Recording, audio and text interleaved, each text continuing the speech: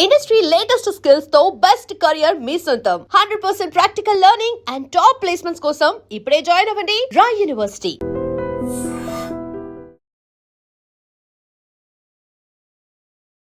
ఐడ్రీమ్ ప్రేక్షకులకు నమస్తే, నేను ఉదయశ్రీ. ఇవాళ మనతో పాటు స్టూడియోలో ప్రముఖ ఆయుర్వేదిక్ వైద్య నిపుణులు, వంటింటి వైద్యానికి కేర్ ఆఫ్ అడ్రస్ అయిన డాక్టర్ చిట్టిబుట్ల మధుసూదన్ శర్మ గారు ఉన్నారు. ఆయన్ని అడిగి ఇవాళ గ్యాస్ట్రిక్ సమస్యలకి వంటింటి చిట్కా తెలుసుకుందాం. గ్యాస్ట్రిక్ ప్రాబ్లమ్స్ ఉన్న వాళ్ళు మస్ట్గా ఈ వీడియో వాచ్ చేయండి.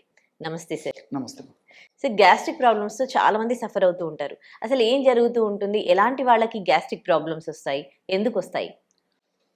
ఎక్కువగా మసాలా పదార్థాలు తీసుకోవడము, కాఫీ టీలు ఎక్కువగా తీసుకోవడము, నీళ్లు సరిగ్గా తాగకపోవడము, టయానికి ఆహారం తీసుకోకపోవడము, టయానికి నిద్ర పోకపోవడము, ఇట్లా వివిధ రకాలైన కారణాల రీత్యా ఈ గ్యాస్ట్రిక్ ట్రబుల్ సమస్యలు వస్తుంటాయమ్మా.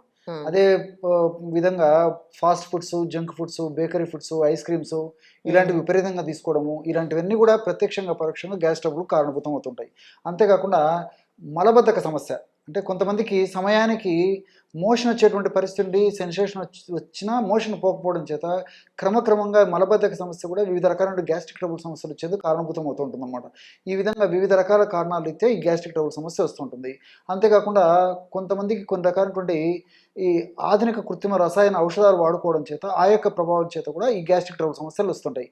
అంటే ఫర్ ఎగ్జాంపుల్ ఈ నొప్పులకు సంబంధించినటువంటి పెయిన్ కిల్లర్స్ ఏవైతే ఉన్నాయో ఆ పెయిన్ కిల్లర్స్, నొప్పులకు సంబంధించిన టాబ్లెట్స్ వాడుకోవడం కానీ, లేకపోతే కొన్ని రకాలైన యాంటీబయాటిక్స్ వాడుకోవడం కానీ, ఇట్లాంటి కొన్ని రకాలైనటువంటి ఆధునిక కృత్రిమ రసాయన ఔషధాలు వాడుకున్నప్పుడు కూడా అందులో భాగంగా గ్యాస్ట్రిక్ ట్రబుల్ సమస్యలు లక్షణాలు వస్తుంటాయి.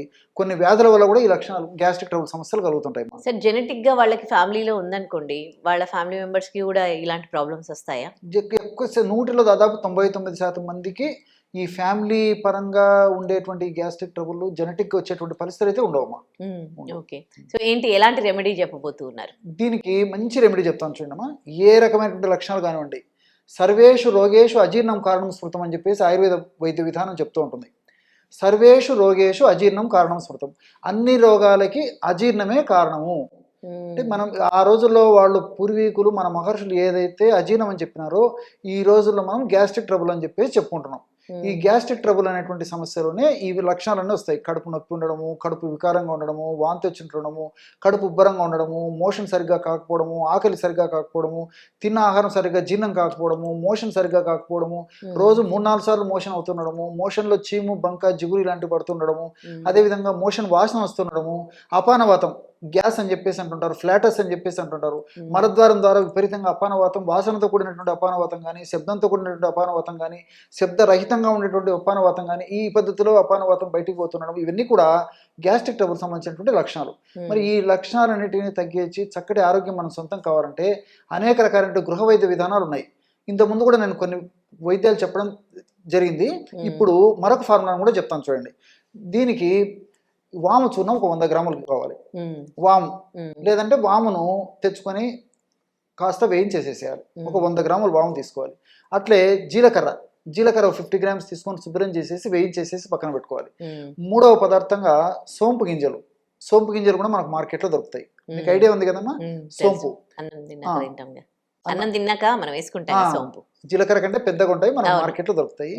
సో సోంపు గింజలు చాలా సువాసన భరితంగా ఉంటాయి. ఆ సోంపు గింజలను కూడా ఒక 50 గ్రాములు తీసుకొని శుభ్రం చేసేసి వేయించేసేయాలి. ధనియాలు కూడా ఒక 50 గ్రాములు వేయించేసేసేయాలి. తర్వాత నల్ల ఉప్పు ఒక 10 గ్రాములు తీసుకోవాలి. ఇది దీనికి కావాల్సినటువంటిది. ఈ పదార్థాలన్నీ బాగా కలిపేసేసి ఒక మిక్సీలో వేసేసి బాగా తిప్పేసేయాలమ్మా. అంతా బాగా కలిదిప్పిన తర్వాత, మిక్స్ అయిపోయిన తర్వాత ఆ పదార్థం అంతా జల్లించి చేసి ఒక గాజు సీసాలో నిల్వ ఉంచుకోవాలి. బ్రహ్మాండమైనటువంటి గ్యాస్ట్రిక్ ట్రబుల్ సమస్యకు సంబంధించిన ఔషధం రెడీ అయిపోతుంది.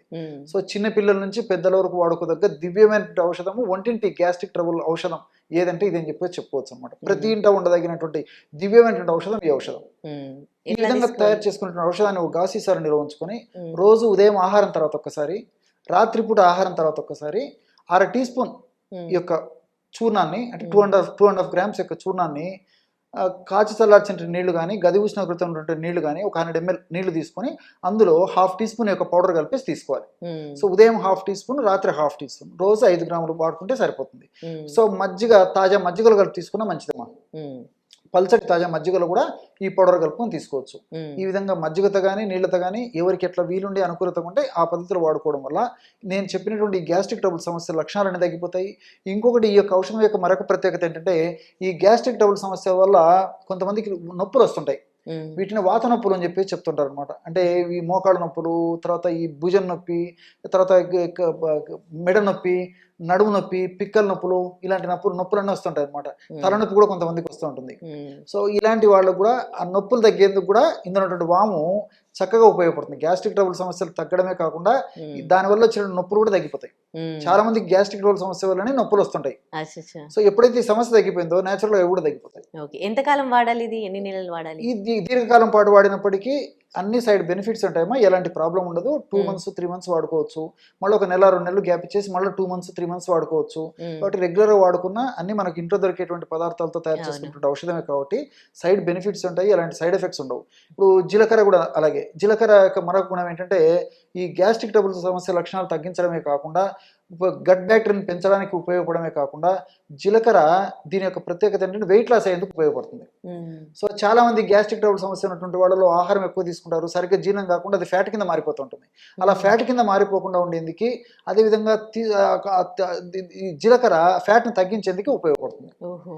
సో ఎన్ని మల్టిపుల్ బెనిఫిట్స్, అందుకే నేను ప్రతి దాంట్లో చెప్తాను మల్టిపుల్ బెనిఫిట్స్ ఉంటాయి అని చెప్పేసి. ఉమ్, అట్లే సోంపు కూడా, సోంపు వాడుకోవడం వల్ల ఈ లక్షణాలు తగ్గిపోతాయి. కొలెస్ట్రాల్ పెరగకుండా సోపు కాపాడుతుంది. ఉమ్, మోషన్ ఫ్రీగా అయ్యేందుకు సోపు కాపాడుతుంది. సోపులో దాదాపు 35 grams 100 grams సోపు తీసుకున్నట్లయితే ఇంచుమించు 35 grams ఫైబర్ ఉంటుంది అనమాట. ఉమ్, ఈ ఫైబర్ వల్ల ప్రేవుల్లో గట్ బ్యాక్టీరియా అభివృద్ధి చెందేసి గట్ బ్యాక్టీరియా వల్ల కూడా చక్కటి ఆరోగ్యం మన సొంతం అవుతుంది. ఉమ్, అంతేకాకుండా చెడు కొలెస్ట్రాల్ పెరగకుండా ఉండేందుకు ఈ యొక్క సోపు ఉపయోగపడుతుంది.